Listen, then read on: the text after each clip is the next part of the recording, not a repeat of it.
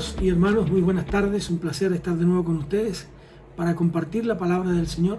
Hoy en el capítulo 6 de 2 de Corintios, siguiendo con esta lectura bíblica, y desde ahora, desde el texto 18, incluso podríamos llegar un poco más allá si fuera necesario. Pero vamos a orar para comenzar este estudio en el nombre del Señor. Padre, en el nombre de Jesús, te rogamos que la inspiración y la dirección de tu Santo Espíritu sea con cada uno de nosotros. Oriéntanos, guíanos, confórtanos, Señor, abre nuestro entendimiento para que podamos comprender cuál es tu preciosa y maravillosa voluntad para nosotros. Oramos a ti en el nombre de Jesús. Amén.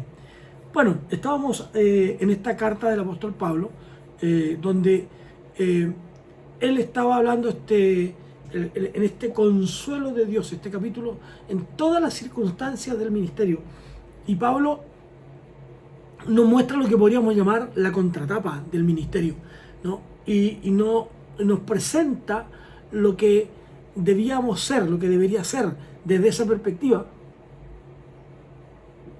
Pudimos ver tres factores o experiencias, más bien, que caracterizaban el servicio o el ministerio cristiano.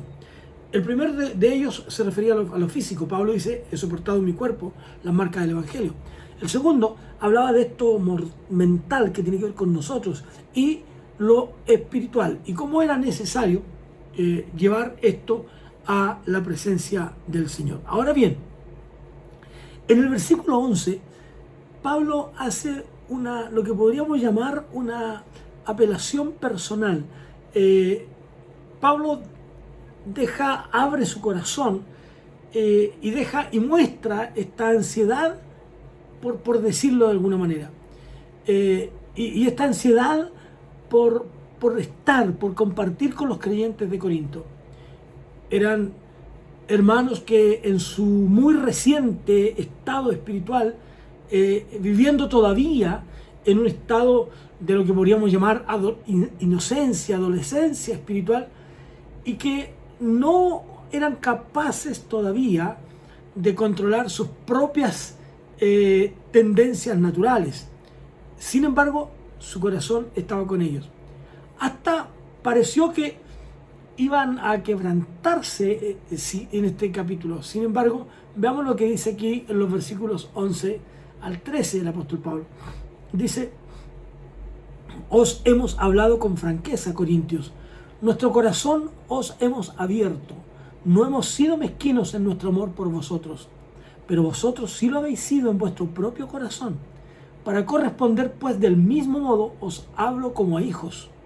Actuad también vosotros con franqueza. Lo que está haciendo Pablo aquí es, como dije, abrir su corazón. Ese corazón que estaba repleto de amor y que conmueve el corazón de aquellos que amaban a Pablo. Cuando él abre su corazón, cuando él cuenta sus propias experiencias, sus propios sufrimientos. Pero lo que resaltamos aquí, y que es interesante, y que provoca una reacción de aquellos que también, por un lado, odian la palabra de Dios, odian a Dios incluso, no soportan aquello, ¿no? Y odian la palabra de Dios y procuran, obviamente, hacer daño a quienes viven de acuerdo a la palabra del Señor. Entonces, no nos damos cuenta que esto fue así, desde los inicios, desde los albores, en los comienzos de la historia de la iglesia, pero que también es tan cierto en nuestro tiempo, en nuestros momentos en que nosotros nos toca vivir y que nosotros tenemos que estar. Si usted toma una posición clara, concisa, precisa, en torno a lo que su vida y su fe sostienen, encontrará que realmente va a tener que pagar un precio. Eso no va a ser gratis. Y entre algunas cosas que pudiéramos encontrar en el carácter de Pablo, ciertamente no se encontraba eso de dorar la píldora, como decimos nosotros, una disimulación. Son raras, muy raras las ocasiones en que el apóstol menciona, como lo hace aquí, o Corintios, ¿no? Con los Gálatas también, cuando dice: oh Gálatas insensatos. Cuando les expresa de manera clara el cómo la iglesia va en un declive, en una bajada, va disminuyendo en la región. Por otra parte, menciona también a los filipenses, cuando destaca que ellos le habrían brindado un apoyo fiel, y un apoyo que había recibido en los primeros años de su ministerio. Así, entonces, en esta carta, cuando la estudiamos, combinamos esta frustración con el cariño, con el apego que Pablo sentía por estos hermanos, y que igualmente, pero había en ellos un amor genuino. Ahora, ¿por qué Pablo tuvo que apelar a sus sentimientos? Porque había entre ellos rivales del apóstol que intentaban captar su atención y lealtad. Por eso Pablo después comenzó a hablar sobre un tema de mucha importancia. Sin embargo, ante nosotros tenemos una sección, esta parte de la Biblia, y que no ha sido lograda interpretar claramente. Hay quienes piensan que este pasaje, y son conclusiones muy duras, inflexibles, carentes de compasión incluso. ¿Cómo puede hablar así? Sin embargo, lo que Pablo está haciendo aquí es esta expresión desde un corazón enternecido, desde un corazón tierno, de un hombre cuyo corazón, cuyos pensamientos se estaba quebrantado, estaba acongojado a causa de la preocupación que sentía por los hermanos de Corinto. Y eso es lo que ocurre en Pablo. Mire lo que dice en el versículo 14. No os unáis en yugo desigual con los incrédulos, porque ¿qué compañerismo tiene la justicia con la injusticia? Y la comunión. ¿Y qué comunión? La luz con la oscuridad. ¿Cómo podemos juntar estas dos cosas? Aquí Pablo urge, intenta entrar en los creyentes para que ellos interrumpan de manera muy violenta su relación con la idolatría. Entonces, tiene que causar una impresión fuerte, por eso que les habla así. Él tiene que causar una impresión que capte la atención de las personas. Tenían que separarse de aquellos valores, de aquellas circunstancias que se oponían a Dios. Tenía que hacerlo, no podía dejarlo de otra manera. Es decir, aunque, como dije, estos versículos podrían haber sido aplicados con mucha frecuencia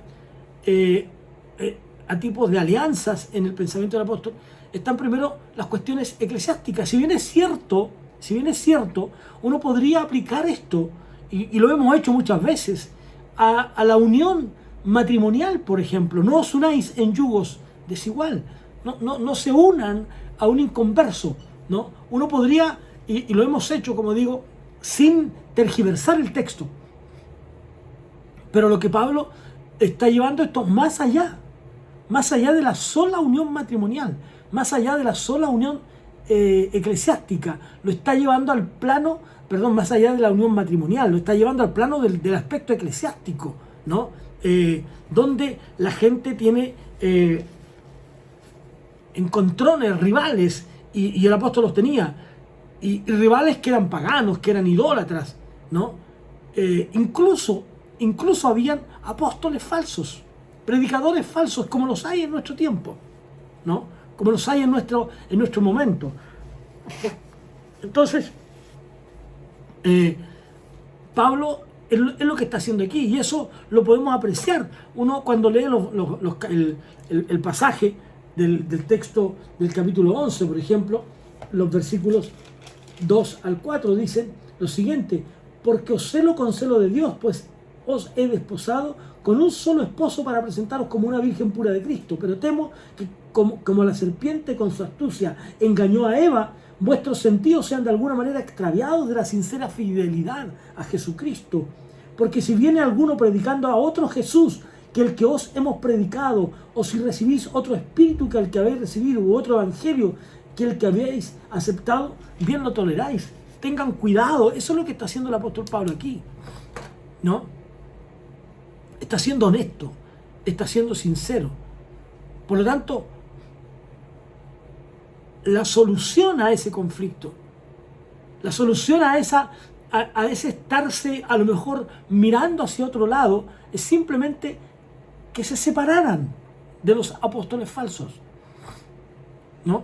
Es como dice el texto bíblico: si tu ojo te es ocasión de caer, sácalo. Si estás viendo hacia donde no debes, quita la mirada de ahí, vuelve tus ojos. No persistas, no insistas con eso, no sigas en aquello mismo. Entonces, para Pablo la solución es muy, muy clara. Retírense, sepárense de aquellos que son idólatras, no se junten con ellos, no hablen con ellos. Si esto es una ocasión para que ustedes se desvíen de la fe, si esto es una ocasión para que ustedes todavía se sientan débiles y no puedan enfrentarlos, entonces sepárense de ellos, ¿no? Él no está diciendo aquí que no tengan ningún tipo de contactos con los no creyentes. No. Está hablando de aquellos que tienen el propósito que con su amistad desviarle a usted de la fe cristiana. Aquellos que, siendo sus amigos, lo que procuran es que usted sea parte de Dios. Aquí Pablo está diciendo: no, con esos no se junten, sepárense, ¿no? Tengan cuidado, no es así, ¿no? Estos que tienen una apariencia religiosa, que puedan desviarles más allá de su devoción a Cristo, que es primero para ustedes. Si no son capaces de hacer esa división, entonces no se junten. Por lo tanto, si un hombre y una mujer no es capaz, una mujer cristiana no es capaz, o un hombre cristiano no es capaz de mantener sólida su fe, no se una a un hombre o a una mujer que no cree lo mismo que él. Apártense, desvíense, porque están yendo a lugares que no corresponden, ¿no? Eso es lo que dice. Por eso los versículos 14 al 16, Pablo en el capítulo 5 planteó algunas preguntas presentando el gran abismo que existe entre el reino del mundo y el reino de Cristo. Y mire lo que dice los textos 14 al 16,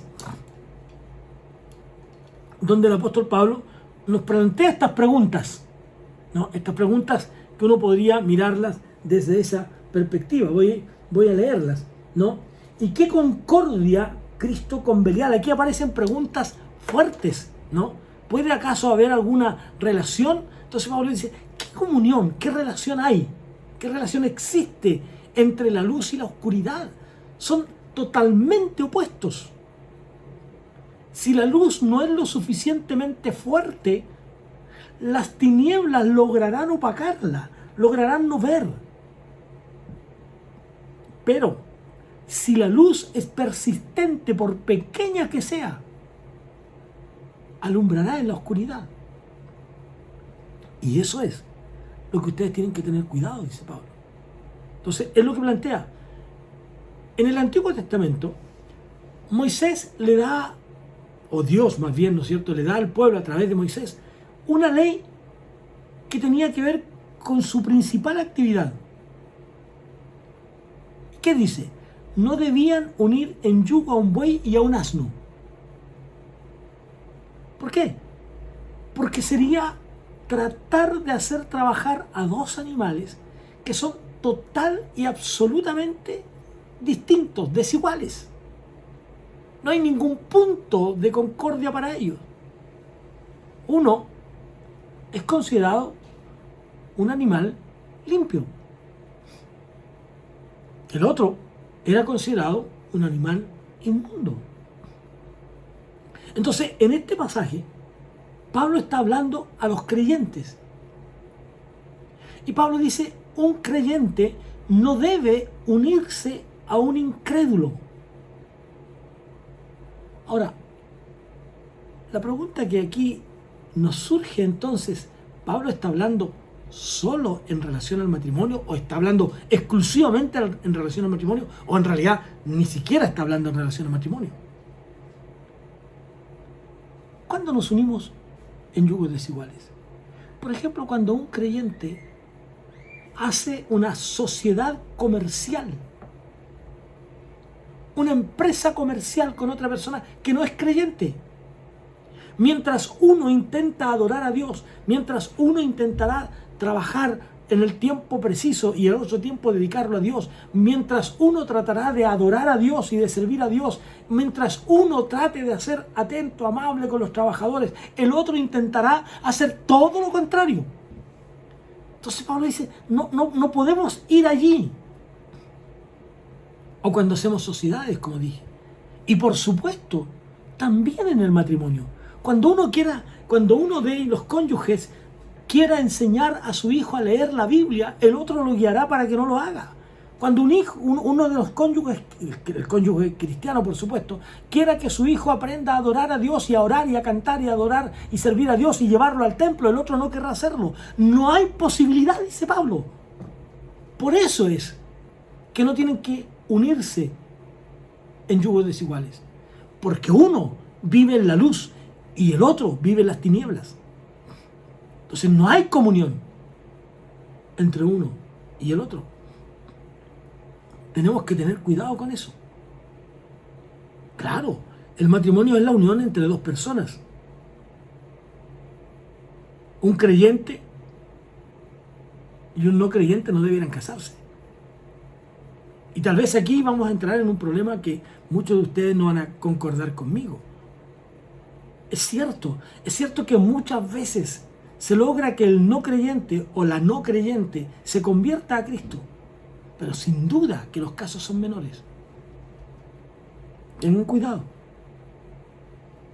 Entonces, en el tiempo de la historia bíblica, en el tiempo del Antiguo Testamento, simplemente un animal puro no podía estar unido en un yugo para arar en el campo a un animal impuro. No podía ser. No debía ser.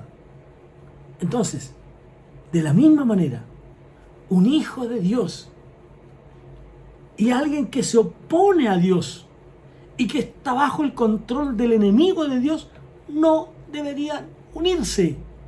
No deberían intentar siquiera lograr la realización de sus propios objetivos de vida, porque tendrán futuros y miradas futuristas distintas.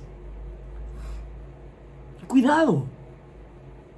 Sí puede asociarse al matrimonio, por supuesto que sí, pero no es la única manera de hacerlo, ¿no? Tengamos cuidado con eso. Entonces, un creyente con un no creyente, sus puntos de vista en relación a Dios, en relación a Cristo, en relación a la palabra de Dios, en relación al Espíritu Santo de Dios, en relación a la iglesia, en relación a la vida cristiana, en relación al compromiso personal con Cristo, simplemente estarán por caminos distintos. Entonces, estas discrepancias, amigos, en algún momento de la vida aflorarán. A eso se refiere Pablo. No hagan sociedad con los no creyentes. No se unan a ellos. Sepárense de ellos. No es fácil esto. No es sencillo. Pero veamos ahora qué hacía Pablo cuando llegaba a una ciudad.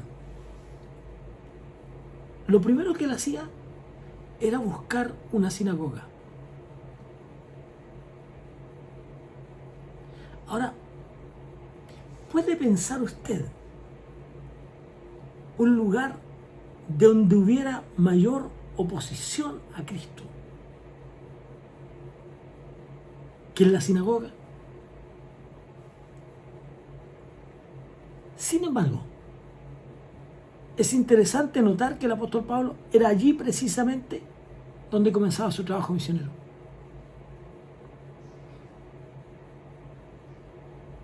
Allí era. Y no para hacer sociedad con ellos, sino para decirles e iniciar su desafío de predicación del Evangelio diciéndoles: ustedes están equivocados. No para hacer sociedad con ellos, sino para decirles que estaban en el camino errado. Por cierto, Dios tiene que haberle guiado y tiene que haberle dado esa idea. Porque el mismo Pablo decía, a griegos y a no griegos soy deudor. Les debo el evangelio a judíos y a no judíos, a gentiles y no gentiles. A todos ellos les debo el evangelio. No puedo discrepar entre unos y otros, pero parte por la sinagoga.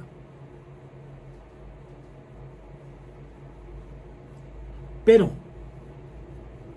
una cosa es que Pablo hubiera ido a la sinagoga con el propósito de ser un maestro dentro de ella y quedarse en ella, es muy distinto a ir para predicar. Pablo podía ir para predicar, pero no para hacer sociedad con ellos. Entonces Pablo está hablando de sociedades, de uniones de carácter permanente. Por ejemplo, el matrimonio. Como ya dijimos, asociaciones comerciales, membresía en una asociación religiosa. Este pasaje no nos impide unirnos para actividades en común con otros y que tengan que ver con la predicación del Evangelio. Podemos hacerlo. Ahora, insisto, el apóstol Pablo se está refiriendo a uniones con no creyentes. Y esto lo deja todavía mucho más claro en el texto 15. ¡Qué armonía! ¡Qué unión! ¡Qué realidad! ¡Qué convivencia! ¿No? ¿Qué armonía puede haber entre Cristo y el diablo? ¿Qué cosas pueden tener en común un hijo de Dios, aquel que ama a Dios, aquel que sirve a Dios, aquel que honra a Dios? ¿Qué comunión puede tener un creyente con un no creyente? Un creyente con un incrédulo. ¿Puede haber allí un signo de unión? Evidentemente no. Evidentemente no. Ahora, esto no tiene que ver con que otros creyentes adoren a Dios de una manera distinta a la nuestra. Es diferente eso. ¿Y qué acuerdo hay entre el templo de Dios y los ídolos? Y vosotros sois el templo del Dios viviente. Como Dios dijo, dice el texto, habitaré y andaré entre ellos. Yo seré su Dios y ellos serán mi pueblo. ¿Qué relación? ¿Qué mención? ¿Qué unión podría haber entre un creyente y un no creyente? Aquí Pablo, en este texto 16, está mencionando específicamente la idolatría. No hay punto de encuentro entre el templo de Dios y los ídolos. Y ahí, amigos, hay una marcada diferencia entre una iglesia evangélica y la iglesia católica. No hay relación, no puede haber en el templo de Dios ídolos ante los cuales la gente se incline. Porque no hay relación, no hay unión, no hay puntos de encuentro, no es posible. Eso es lo que está diciendo Pablo. Ahora, eso es lo humano, eso es lo físico, pero en lo espiritual, ¿dónde asociamos el templo de Dios? Nosotros somos el templo del Espíritu Santo, aquel lugar en quien Dios habita. Y por lo tanto un creyente jamás puede estar de acuerdo con los ídolos. No hay posibilidad. Y estas preguntas presentan entonces y nos dan una transición para citar algunos ejemplos con los cuales el apóstol Pablo refuerza estos argumentos. Y dice: por lo cual, salid de en medio de ellos y apartaos, dice el Señor, y no toquéis lo impuro, y yo os recibiré y seré para vosotros por Padre, y vosotros me seréis hijos e hijas, dice el Señor Todopoderoso. Amigos, para disfrutar de la total presencia de Dios, se requiere una conducta personal santa. Fíjense, para disfrutar de una total relación con Dios, necesitamos apartarnos del mal, apartarnos de nuestro proceder nefasto de ídolos. Tiene que haber una limpieza espiritual. Entonces no podemos estar de acuerdo con la idolatría, tampoco podemos inclinarnos ante ellos. El apóstol Pablo cita ejemplos y textos bíblicos de Isaías y de Ezequiel.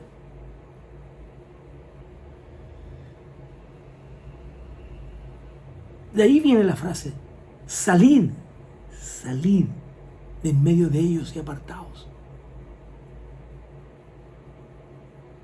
¿Cuál era el propósito de Dios?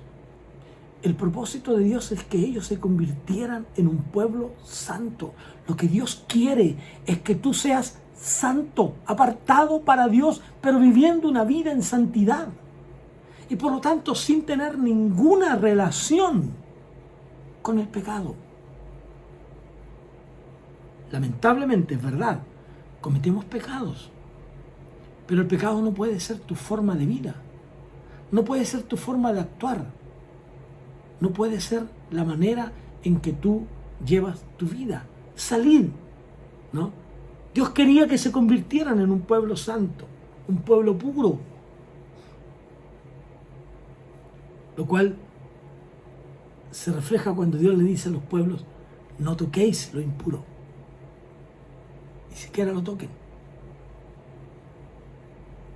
Entonces, si no actuamos en santidad, estamos en una vida impura.